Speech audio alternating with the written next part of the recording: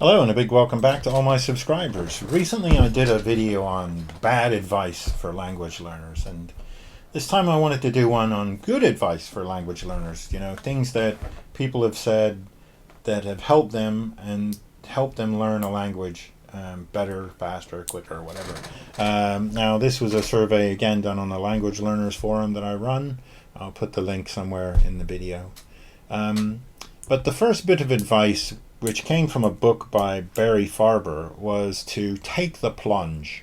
Now the plunge is basically get out of using your textbook and try and find some native material and look at it. And in the book he talks about reading a newspaper, not an entire newspaper, but just take one article and try and work your way through it and try and understand one article in that language. So you take the plunge into the language and start learning.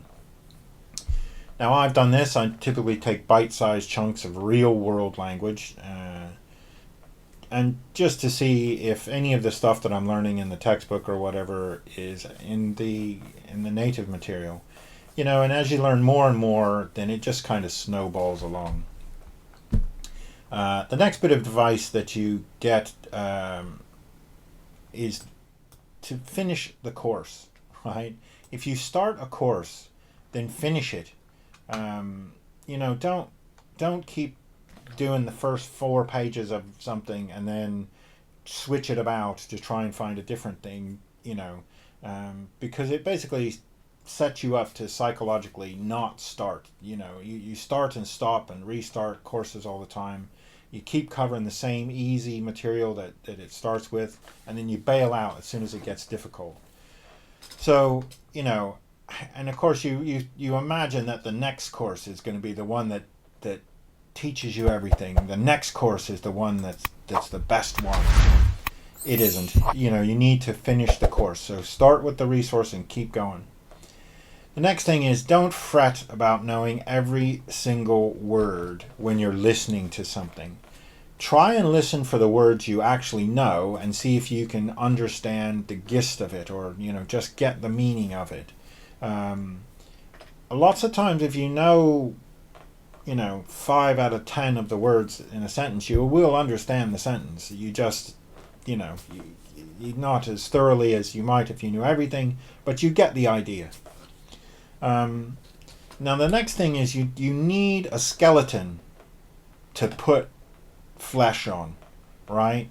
So you need to know the basics, the grammar, the pronunciation, the alphabet if it's a different language, like Korean or whatever. But you don't need to know every variation of a single word. Like, you don't have to know every synonym of the word twist when you start out learning a language. Knowing the word twist is sufficient. And if you need more, then you can add to it, and it's the same, food, nutrition, nourishment, blah, blah, blah. Food is sufficient, for most of the time, and you can add to it later.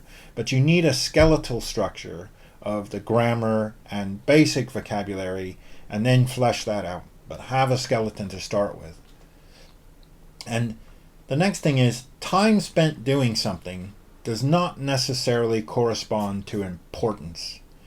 If you spend hours and hours and hours watching Korean dramas, would you learn as much Korean as if you spent the same amount of time using a textbook, reading a grammar book, doing language exchanges with Koreans?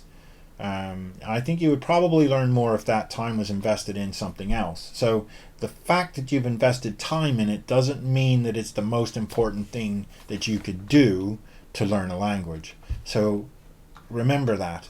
Keep that in mind. And another thing is, read what you like. Doesn't matter if it's about trout fishing, if it's Italian recipes, whatever. I mentioned this in the other video about bad advice of people just telling you to read children's stories or whatever. Just read what you want to read. If it interests you, then you will read it. And I think that's probably more important. And the same goes with watching videos. If you hate horror movies, right, Don't watch horror movies to learn a language because you're not going to like it. So why bother? If you like watching Star Trek, well, watch Star Trek in the other language. If you like watching, science fiction, or if you like horror movies, then watch that in the other language. But watch what you want and what you would normally have in your normal daily life, the things that you like to do. Use a multi-track approach. I did a video about this before. So work on all of your skills: reading, writing, listening, speaking. Don't sit around with this comprehensible input. Lots and lots of input is great, but you need to talk to people. You need to write things down. So output is great too, right? So don't just restrict yourself to one thing. Keep practicing all of your skills.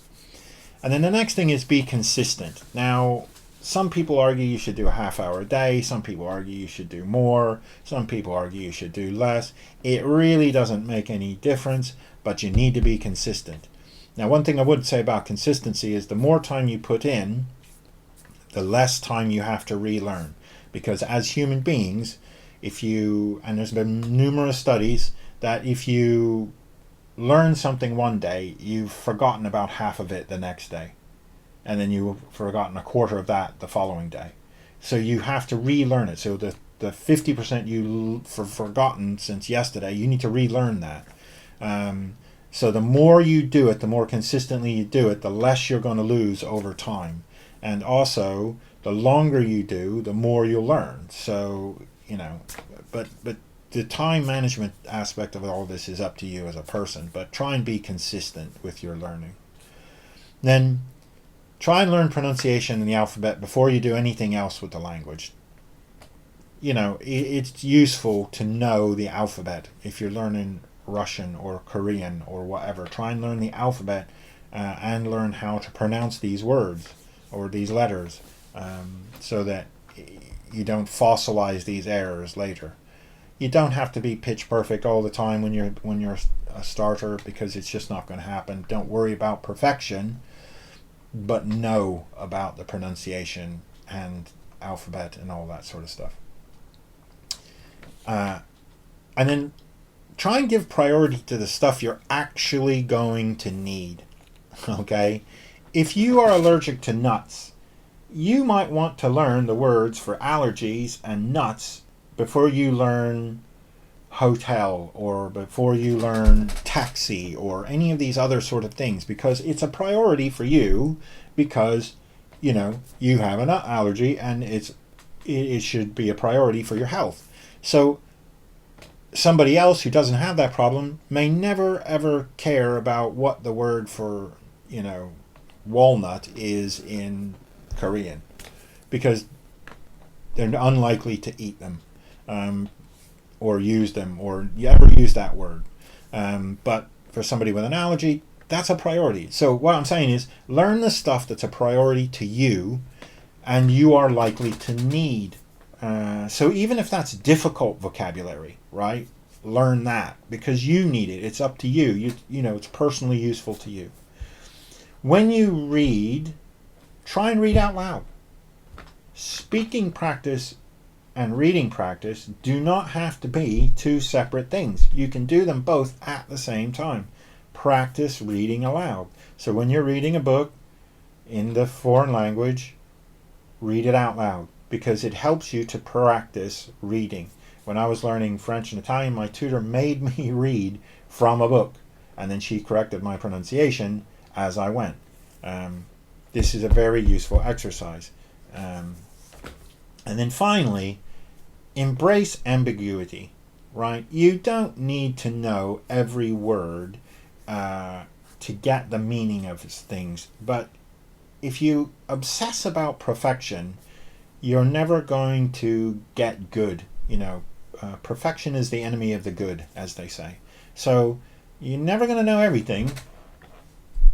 Just live with it.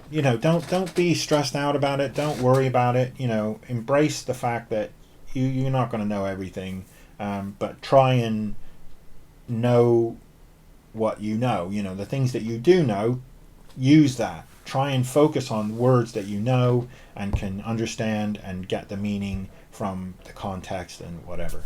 So that's it from me today. I hope you enjoyed this. If you like this sort of thing, please like and subscribe and all that good stuff. And I'll see you later. And thanks for watching.